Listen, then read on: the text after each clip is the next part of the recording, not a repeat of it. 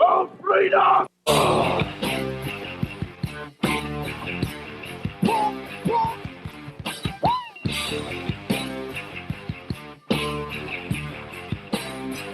Come on!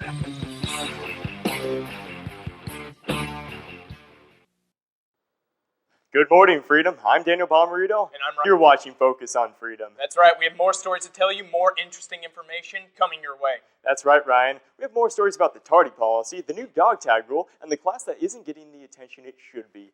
Now, first up on the list, Ryan, is this new tardy policy. Are you aware of it? I am aware. For those of you who are not aware, would you like to enlighten them, Danny? Sure, I would.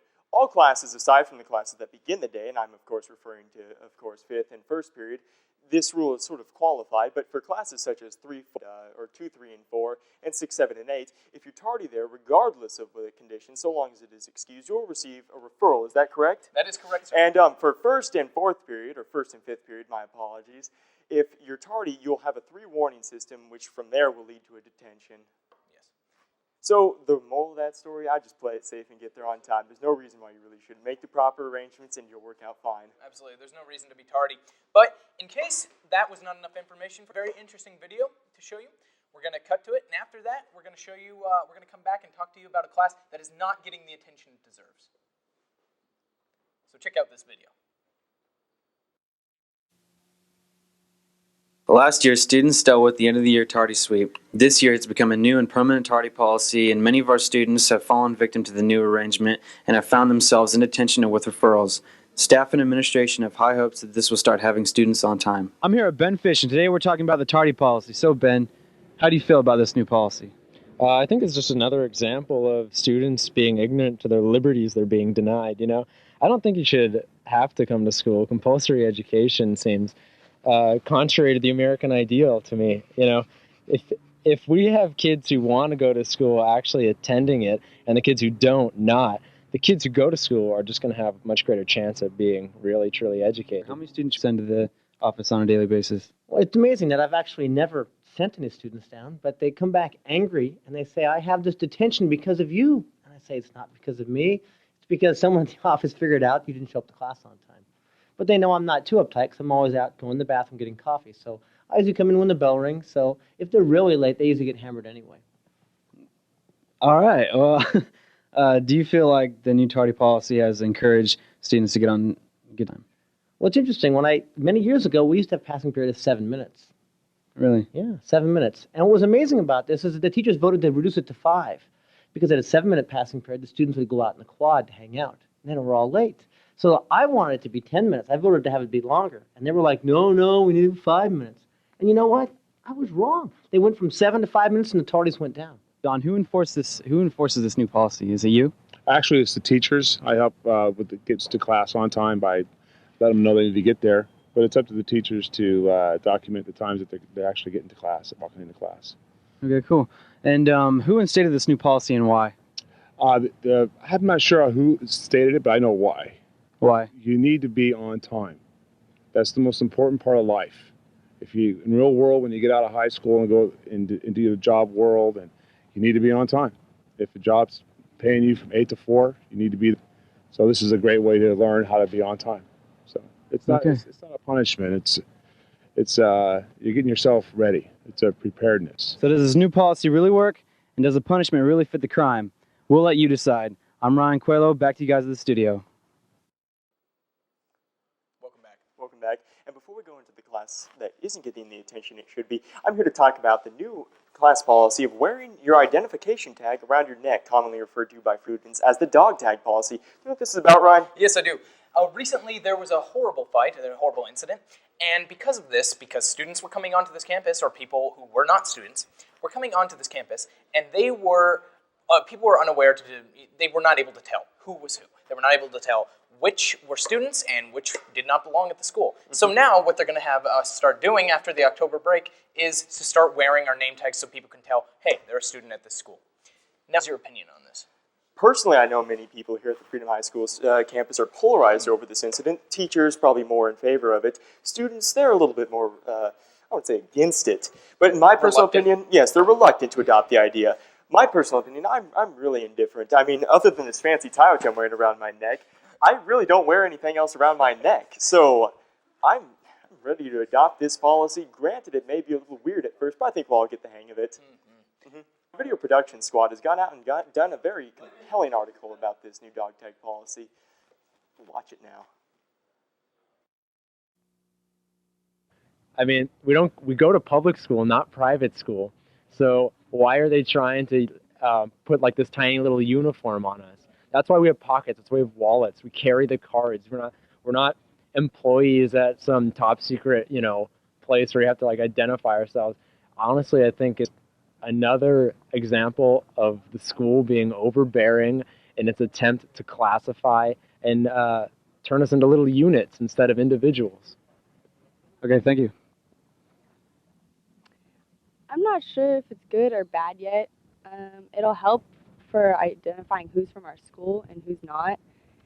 But at the same time, it might just cause more problems and more referrals because people forget to put them on. So I don't know what my feeling is. It's kind of in between. I think it's fine. If it's for our safety, I guess it's better than not wearing them.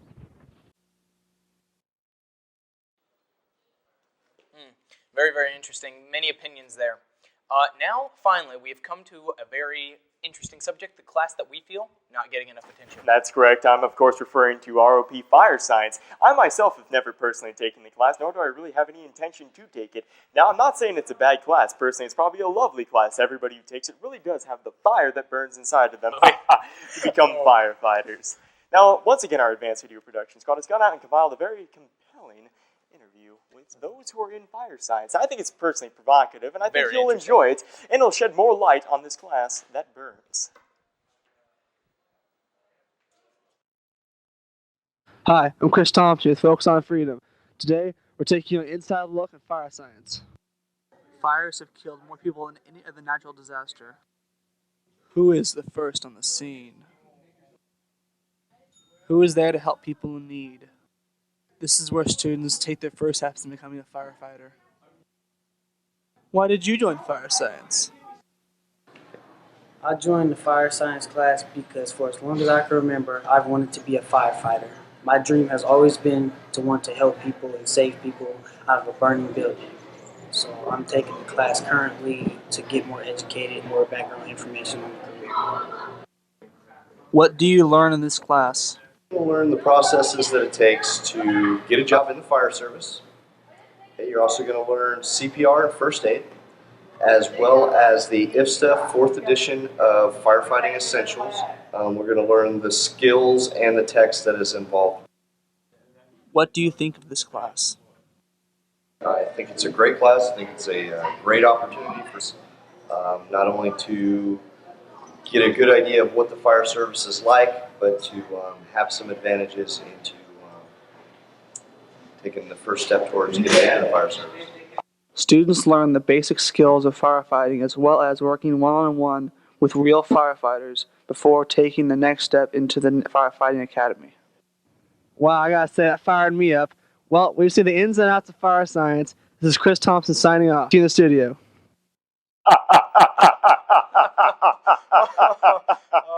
He's a modern-day Billy Crystal, isn't he? Absolutely.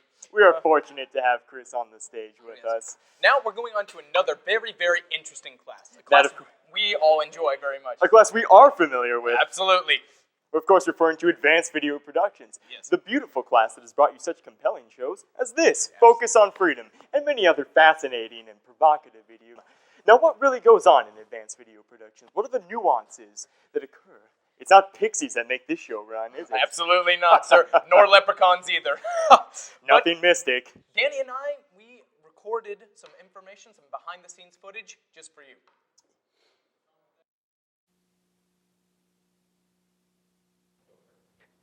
Advanced Video Productions, technical whizzes and visual artists have arrived to produce for you this year. What goes on, and what are some of the responsibilities that they face? Let's take a look. Video production is a class that takes exceptional skill and responsibility. We have a wide variety of projects, anywhere from a news segment, commercials, and short films. I'm here with Alex Reason. Now, Alex, why do you think students gravitate towards video productions? I think students like taking this class because you aren't sitting down doing book work or to a teacher talk the whole period, and you get to do a lot of hands-on activities and just be really creative in the class, and I think that attracts me. Is that why you joined? Yes, I joined for that reason, plus I really enjoy making films and videos, and I've been doing it for a long time, so it is one of my... Could you describe the attitude of advanced video productions as opposed to the attitude that of the regular video productions classes? In this, everyone's really focused, and in the beginning class, you get them scattered. You'll probably get about 2 or 3 students who are really involved and into taking it seriously. And in this class, everyone is into doing this, and it works. Hello again. I'm here with Ryan, the man in the box. Let's ask him a few questions about video productions. Now, Ryan, what are some of the responsibilities that students' video productions enjoy? Well, sir, we all take on different responsibilities. There are, when we run Focus on Freedom, we'll be doing camera operators, and there's assistants in the back that help with running the tape and directing the show. But in the most part, we all just kind of create segments to go onto the Focus on Freedom broadcast, as well as different movies that will possibly be premiering. In advanced video productions, we begin with 2 of the most important jobs. The producer becomes responsible for overseeing their aspect of an episode, while the director calls all the shots for the show. It's not playtime in here, that you can be sure of. It's a masterful puppet show of mics and lights, cameras and crew, all arranged in a magical way. So stay tuned, Freedom. There promises much more to come. Compelling. We had fun making that video. It was very enjoyable. It was certainly a blast. I'm so glad I got out of that box. Let me tell you, it was a cube maze. So, up next, though, after the end of next week, we'll be experiencing a very fun time of our lives known as October break. Absolutely. 2 weeks. 2 weeks, 2 not weeks 3 nor 1. No. 2 weeks of beautiful, unadulterated free time, which many of us should utilize to the best of our ability. I know I'll be in Arizona looking at the biggest hole in the world. I don't know what I'll be doing, but I'm sure it will be completely mundane. Probably. Now you lead a very sad life, Danny. You're such a kid, sir. Let's watch a video on October break to give us a little bit more about this great show. Over the 2-week break, I think I'm going to spend quite a bit of time with my grandma up in Sonoma because she just moved a bunch of stuff into her house.